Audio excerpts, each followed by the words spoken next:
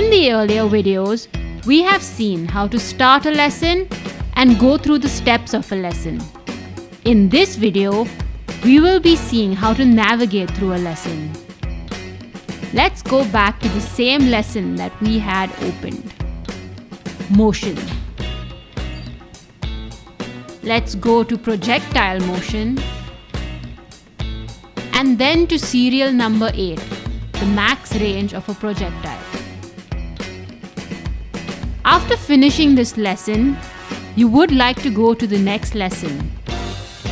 There are two ways of doing this.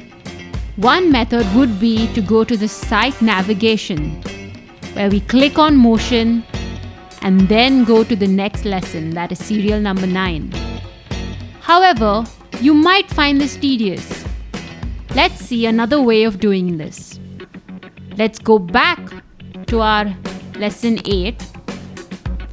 In the panel below, we can see that it tells us which lesson we are on, that is lesson 8 of 34.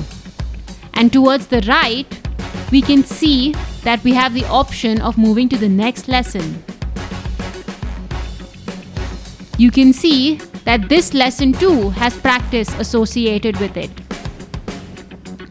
You can start by clicking on Start Over